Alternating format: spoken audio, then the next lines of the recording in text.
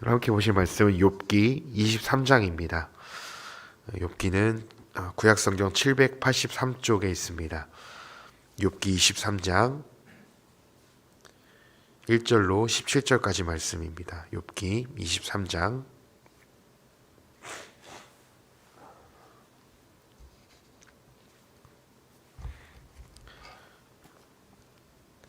23장 1절로 17절 다 찾으셨으면 저 1절부터 마지막 절까지 함께 읽도록 하겠습니다. 욥이 대답하여 이르되 오늘도 내게 반항하는 마음과 근심이 있나니 내가 받는 재앙이 탄식보다 무거움이라. 내가 어찌하면 하나님을 발견하고 그의 처소에 나아가랴.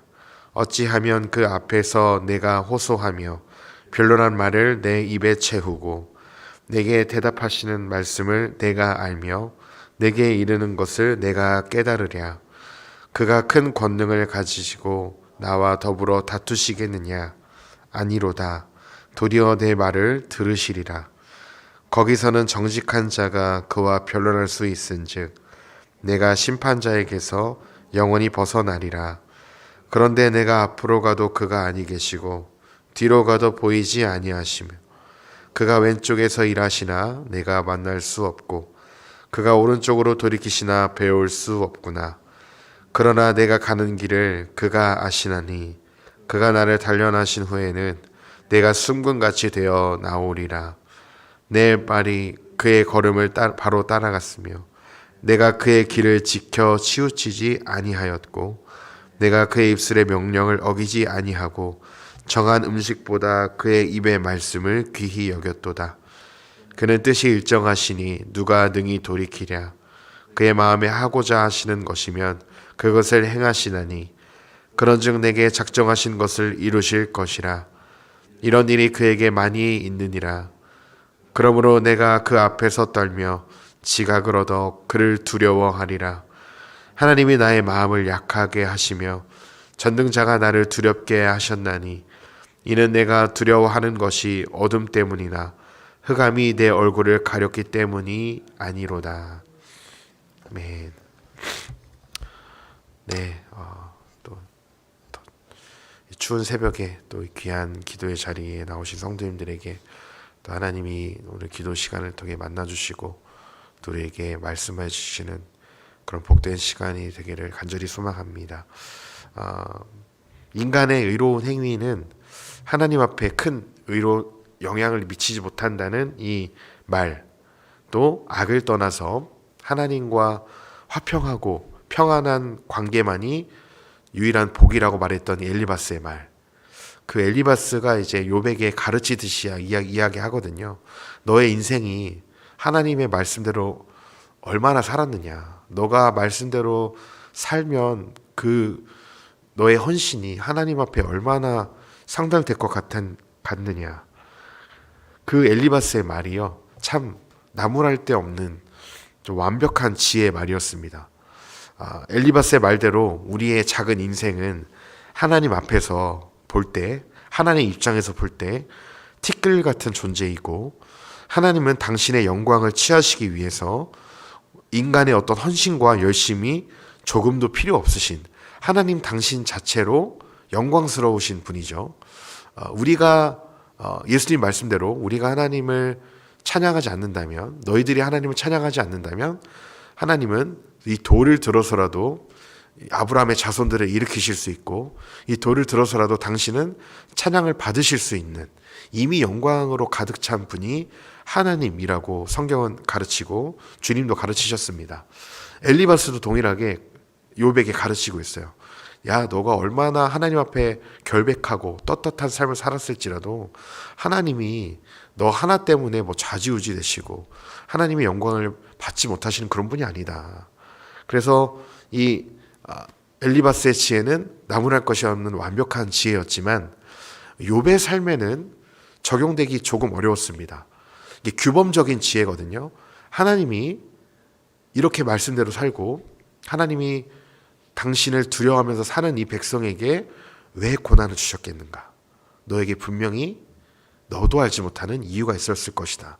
하지만 욥은 정직하게 자신의 삶을 돌아보아도 하나님 앞에 결백했고, 자기는 자기뿐만 아니라 자녀들이 하나님 앞에 범죄할까봐 그들이 잔치를 즐기고 왔을 때 그들을 정결케 했고 제사를 드렸던 것이, 늘 하나님 앞에서 살았던, 하나님을 두려워했던 것이 바로 욥의 삶이었습니다. 그럼에도 욥에게는 하나님이 고난을 허락하셨고, 그 의인의 고난은 그 엘리바스와 친구들이 다 이해할 수 없는 하나님의 주권 아래서 이루어진 일이었습니다.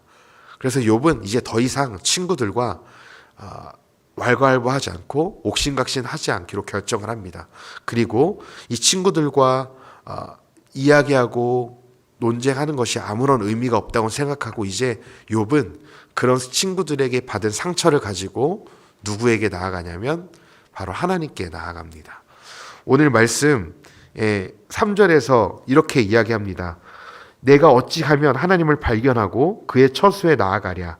4절에 어찌하면 그 앞에서 내가 호소하며 변론한 말을 내 입에 채우고 내게 대답하시는 말씀을 내가 알며 내게 이르시는 것을 내가 깨달으랴. 친구들에게 위로를 받지 못한 욥의 이 상처가 결국엔 누구에게로 더 나아가게 하냐면 하나님을 찾게 합니다. 계속되는 재앙과 그 해석되지 않는 고난 앞에서 어떻게 하면 하나님을 발견할 수 있을지, 어찌해야 하나님 앞에 자신의 호소가 전달될지를 하나님을 절박하게 찾고 있는 욥의 모습이 보여집니다. 그러나 하나님은 여전히 응답이 없으셨고, 욥이 앞으로 가도 뒤를 가도 하나님은 전혀 보이지 않았고 자신에게 말씀하지 않으셨고 나타나지 않으셨습니다. 그분은, 내가 아는 하나님은 분명 왼쪽에서도 계시고 일하고 계시지만 만날 수 없었고, 오른쪽으로 돌이켜도 볼 수 있는 분이었지만 지금 이 순간에는 배울 수 없는 그런 하나님이라고, 부재중이신 하나님이라고 욥은 고백합니다. 친구들에게서 해답을 얻지 못한 욥은 결국 보이지 않는 하나님을 향하여서 더욱더 찾게 되고 나아가는 모습을 보게 됩니다. 저와 성도님들도 욥과 동일하게 내가 할 수 있는 힘으로 도저히 문제가 풀리지 않을 때, 사람을 통해서 위로를 받고자 했지만 오히려 그 사람들에게 배신을 당하고 모욕을 당하고 실망할 때, 그제서야 우리는 비로소 하나님을 찾기도 합니다. 우리는 일상 가운데서 사실 하나님을 잘 찾지 않습니다. 특별히 아무런 문제가 없고 고난이 없을 때, 평안할 때 하나님을 간절히 찾기란 말처럼 쉽지 않습니다. 그래서 어쩌면 하나님은 우리에게 때로는 문제를 허락하셔서라도 하나님께로 가까이 나오도록 고난을 허락하실 때가 있는 것은 아닌지 생각하게 됩니다. 오늘 욥을 보십시오. 친구들에게 충분한 위로를 얻었다면, 친구들에게 충분한 상처를 치유를 받았다면, 그래 욥아, 너가 그렇게 힘들었구나, 너가 그렇게 외로웠구나, 이 해석되지 않는 그 고난 앞에서 너가 아무것도 할 수 없었구나. 어쩌면 친구들에게 그 위로의 말을 많이 들었다면 욥이 이렇게 간절히 하나님을 찾았을까요? 저는 이렇게 간절히 찾지 않았을 거라고 예상되어집니다. 친구들에게도 이 위로를 얻지 못하자, 사람에게도 위로를 얻지 못하자 그 외로움과 그 쓸쓸함은, 그 공허함이 더 하나님께로 욥을 이끌어 가고 있었던 것입니다. 저희도 때로는 하나님께서 그 누구도 의지하지 못하도록, 특별히 가족에게도 위로를 받지 못하도록 때로는 우리를 내모실 때가 있는 것 같습니다. 때로는 가족을 통해서도 위로하시고 내 친구를 통해서도 위로하시지만, 우리가 하나님을 간절히 찾을 수 있도록 때로는 우리에게 외롭게 우리를 내모실 때가 있는 것 같습니다. 그때 우리는 어떤 모습을 발견하냐면 더 하나님을 의지하도록, 그 고난 앞에서 내가 더 하나님을 찾도록 우리를 만들어 가시는 거죠. 그 고난의 이유를 우리는 다 알지 못합니다.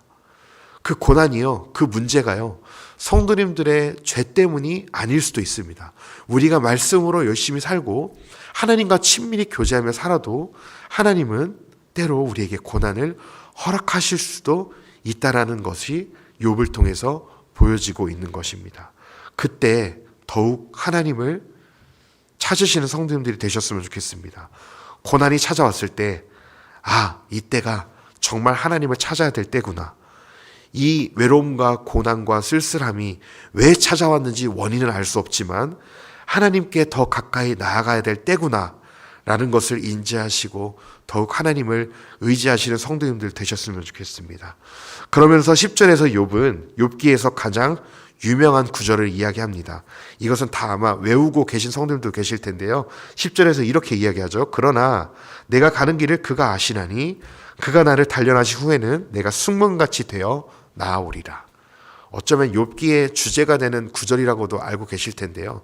사실은 욥기 신학적으로 봤을 때는 욥기의 주제는 아닙니다. 근데 가장 유명한, 찬양으로도 불려지고 있기 때문에 가장 유명한 구절인데요.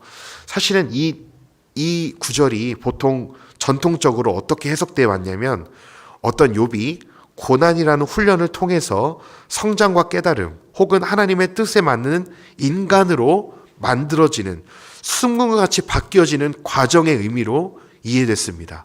하나님이 내 길을 아신다. 그래서 그분이 나를 이 시련, 단련을 통해서 승문과 같이 되어 내가 정금과 같이 되어 더 강하게 나올 것이다. 근데 이것이 어쩌면 이 본문 그대로의 해석은 맞지만 이 전통적으로 이 고난이라는 훈련을 통해 깨달음, 하나님의 뜻에 맞는 인간으로 바뀌어지는 그런 고백들로 그런 설교들로 많이 들어왔습니다. 근데 오늘 본문 문맥을 통해서 볼 때는요, 어떤 그런 고난에서 사람이 바뀌어지고 회개하고 그런 의미보다는 이것은 어떤 의미냐면 욥이 자기의 무죄함을 주장하는 내용이에요. 봐라 얘들아, 나는 하나님 앞에 결백하다. 내가 결백한 거 하나님이 아신다. 그러니 내 이 억울함을 통해서 하나님이 나를 순금처럼 결백의 주장을 하나님께서 해주실 거다. 이 본문 맥락상 더 정확한 이야기는 욥이 자신의 무죄함을 친구들과 하나님 앞에서 주장하는 내용이에요. 어쩌면 조금 교만해 보일 수도 있는 고백입니다.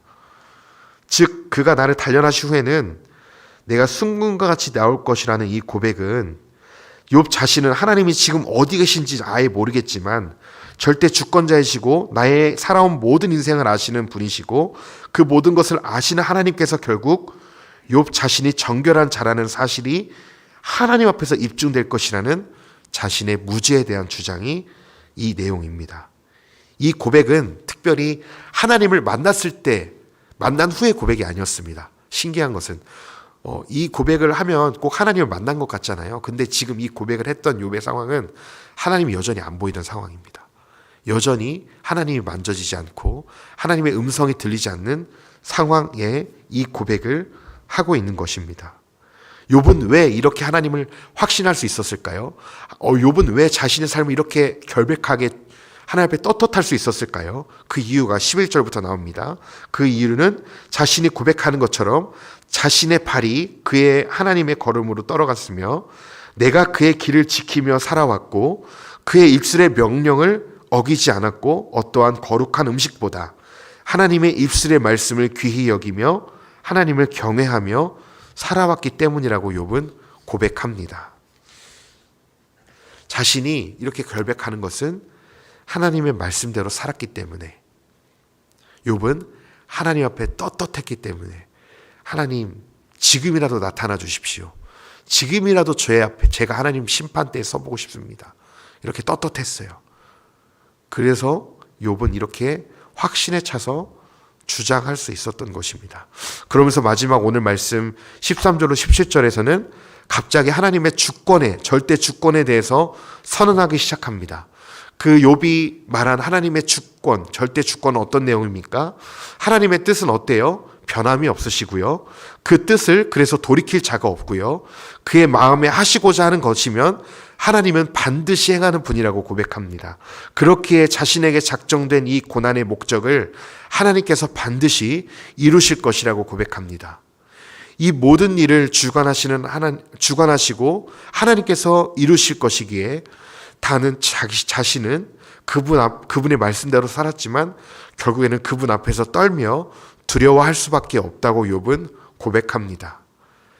성도님들께서 이미 아시는 것처럼 경외라는 단어는요, 두려워하다라는 단어입니다.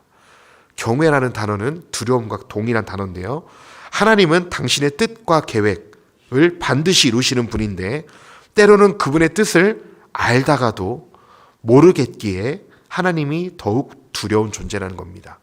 이런 거죠. 하나님 이러이러한 분이야. 하나님 이렇게 살면 이렇게 해주시는 분이야. 그래서 하나님이 여기 있는 분이야. 이렇게 좀 알 법도 한데요, 하나님이 이렇게 했는데 잘 모르겠어. 내가 말씀대로 잘 살았는데 왜 이런 고난이 내게 일어나는지 모르겠어. 그러니까 하나님이 예측되지 않기 때문에 두려운 거예요. 하나님이 내 그 머리의 한계, 인간의 뇌의 한계에 갇혀 계신 분이 아니기 때문에 두려운 겁니다. 그냥 하나님이 갑자기 징벌하실까 두렵다는 게 아니라 하나님이 예상할 수 없기 때문에. 우리의 인생 앞날이 두려운 게 왜 그렇죠? 알 수 없기 때문에 그렇죠. 내일 일도 우린 모르죠. 하나님도 우리의 이성으로, 우리의 생각으로 다 알지 못하기 때문에 욥은 지금 하나님을 두렵다고 고백하는 겁니다. 그러면서 16절에 이렇게 고백합니다. 16절에 하나님이 나의 마음을 약하게 하시며 전능자가 나를 두렵게 하셨나니. 그러면서 하나님께서 당신 자신의 마음을, 욥의 마음을 약하게 하셨고 두렵게 하신 것도 누구라고 고백하냐면 전능자 하나님이라고 고백합니다. 참 놀랍죠. 자신의 마음을 강하게 하신 분이 하나님이어야 되는데 우리가 생각할 때는 하나님이 자기의 마음을 약하게 하셨고 두렵게 하신 것도 하나님이라고 고백합니다. 즉 자신이 이렇게 해석되지 않는 고난 앞에서 답답하게도 하시고 두려워하게도 하시는 것이 하나님이라고 고백해요. 이 말은 인간의 마음에 두려움을 조장하여서 그 두려운 마음을 통해서 인간을 하나님께서 조종하신다라는 그런 악한 하나님이라고 말하는 게 아닙니다. 오해하시면 안 돼요. 하나님이 우리에게 주시는 마음은 두려워하는 마음이 아니라고 서신서에도 이야기했죠. 그러면 왜 하나님이 이 두려워한 마음을 주시냐? 왜 인간으로 하여금 연약함을 경험하게 하시냐? 그 인간의 지식과 지혜로 하나님의 그 크신 뜻을 다 헤아릴 수 없기에 하나님은 당신에 대해서 우리에게 두려움을 갖게 하고 그 두려움이 하나님을 경외하도록 만들다라는 거예요. 즉 하나님의 뜻을 우리가 다 알 수 없고 그로 인해 하나님을 두려워하게 되는 것이 결국 하나님을 향한 두려움이 하나님을 무서워한다는 의미보다 하나님을 두려워하는 마음이 그분을 경외하는 마음으로 이어지고 그것이 욥기가 말하는 바로 지혜라는 것입니다. 하나님을 경외하는 것이 지혜의 근본이라고 잠언에서 이야기했죠. 그 하나님을 향한 두려움이 결국에는 하나님을 경외하는 대로 이어지고 그 경외가 바로 하나님께서 말씀하신 지혜를 얻게 된다는 사실입니다. 즉 쉽게 말씀드리면 우리가 때로는 두려워하고 하나님을 잘 알지 못하는 그런 하나님을 다 모르겠다. 하나님 정말 어떤 분이지? 예상되지 않는 분이다. 그래서 더 하나님을 두려워하게 되는 거죠. 하나님을 경외하게 되는 거죠. 그것이 우리가 어쩌면 성경에서 말하는 지혜자의 길로 조금씩 가까이 가고 있는 것일 수도 있다는 것을 오늘 말씀을 통해 우리는 알게 될 수 있습니다. 즉 하나님은 우리의 생각과 한계에 갇혀 계신 분이 아니고 우리의 생각 이상의 것으로 뛰어넘는 우리의 한계를 뛰어넘으시는 나는 요 정도 하나님께 구했지만 하나님은 더 넘치도록 주시는 그 하나님이심을 성도님들이 신뢰하셨으면 좋겠습니다. 때로는 내 기도를 들으지 않으시는 것 같고 하나님이 계시지 않는 것 같고 내가 믿는 하나님이 진짜 살아계신가? 그냥 내가 믿는 하나님이 성경 안에서만 갇혀 계신 분이 아닌가? 그냥 성경의 인물들에게만 만나주셨던 하나님은 아닌가? 왜 나의 삶에 이런 기적들이 일어나지 않나? 왜 나의 삶에 하나님이 이런 음성들을 들려주지 않나? 의심할 때도 있습니다. 그런데요, 우리가 말씀을 통해 그 약속을 믿어야 되는 것은요, 하나님은 우리의 인생을 주관하신다는 사실이에요. 우리의 인생을 다스리고 계신다는 사실입니다. 우리가 하나님이 계시지 않는 것 같을 때에도 하나님은 우리의 기도를 듣고 계시고요. 당신의 뜻에 따라서 계획에 따라서 우리의 기도를 응답하시는 분이라는 사실을 꼭 기억해 주셨으면 좋겠습니다. 그래서 그 하나님을 더욱 신뢰하셨으면 좋겠습니다. 우리는 하나님에게 때로는 응답이 없고, 그래서 하나님이 우리의 인생에 관심이 없으시다거나 바쁘셔서 우리를 돌보실 시간이 없으신 것이 아니라, 우리도 다 알 수 없는 그 상황을 하나님은 분명 예비하셨고요. 우리가 불평하고 원망할 때에도 하나님은 당신의 주권으로 당신의 일을 여전히 해나가고 계시는 분임을 기억하셨으면 좋겠습니다. 여전히 하나님은 일하고 계십니다. 그 선하신 하나님의 주권 아래에서 우리가 살 수 있다는 것이 복이고 은혜입니다. 때로는 우리의 교만함을 꺾으시고요, 겸손하게 하시기 위해 우리의 마음도 약하게 하십니다. 우리의 마음이 교만하다라면 내가 얼마나 연약하고 작은 일에도 두려워할 수밖에 없는 존재인지를 나의 모습을 통해 하나님은 깨닫게도 하십니다. 그래서 결국 내가 진짜 의지할 분은 하나님밖에 없구나, 하나님을 붙들어야 하는구나 라는 것을 나의 연약함을 통해 깨닫게 하십니다. 그래서 우리의 인생의 문제가 풀리고 고난이 없기 때문에 형통이 아니라 하나님께서 우리와 함께 하시고 우리의 인생을 주관하시기 때문에 우리의 인생이 여전히 형통하고 복이 있는 줄 믿습니다. 기억해 주십시오. 성도님들, 하나님은 우리와 여전히 함께하고 계십니다. 그분이 우리의 인생의 시간표를 주관해 가고 계세요. 때로는 내 죄로 잘못 선택할 때에도, 죄를 선택할 때에도 그 죄를 통해서 하나님은 선으로 바꾸셔서 당신의 아름다운 일들을 이루어 가시는 분이 하나님이십니다. 어쩌면 우리는 하나님 앞에서 더 처절하게 실패를 경험해야 될 수도 있어요. 우리의 때로는 실패가 하나님께서 이루시는 성공의 길로 가는 그런 길목일 수도 있습니다. 그렇기 때문에 오늘도 그 주님을 신뢰하시면서 보이지 않지만 그 믿음의 길을 묵묵히 걸어가시는 저와 성도님들의 삶이 되시기를 간절히 소망합니다. 기도하겠습니다. 하나님, 오늘 우리에게 욥의 모습을 통해서 하나님의 부재하심과 또 하나님이 계시지 않는 것만 같은 상황과 또 자신이 가깝다고 여겼던, 의지했던 친구조차도 등을 돌려버리고 비판했던 그 욥의 쓸쓸함과 외로움이 결국에 더 하나님을 붙들도록 하였고, 하나님을 다 알 수 없는 그 두려움이 결국 하나님께로 욥을 인도함을 오늘 말씀을 통해 보았습니다. 하나님, 때로는 하나님이 다 알 수 없어서 왜 하나님이 살아계시다면 나에게 이런 일을 허락하시나, 왜 고난을 허락하시나 우리는 반문하기도 하고 때로는 하나님을 원망하기도 합니다. 그러나 그 원망함이, 하나님을 향한 그 불평함이 때로는 우리를 하나님께로 더 인도하고 하나님께로 가까이 하게 하는 통로임을 주님 믿습니다. 주님, 우리를 그 고난 가운데서 더 하나님께로 나아갈 수 있도록 우리의 발걸음을 인도하여 주시옵소서. 우리가 다 알 수 없는 하나님으로 인해서 우리가 더욱 하나님을 의지할 수 있도록, 그 하나님을 더욱 신뢰할 수 있도록 우리에게 믿음을 더하여 주시옵소서. 우리는 믿음이 연약해서 다 하나님의 섭리와 계획을 알지 못합니다. 하나님께서 우리에게 알려주시고 그 고난의 터널을 왜 우리가 지나야만 했는지 훗날에 우리에게 깨닫게 해주시고 우리를 만나주실 주님을 기대하는 저와 성도님들 되게 하여 주시옵소서. 그래서 보이지 않지만 오늘도 그 믿음의 길을 묵묵히 걸어갈 수 있도록 주님 우리의 믿음을 붙들어 주시고 성령으로 충만하게 하여 주시옵소서.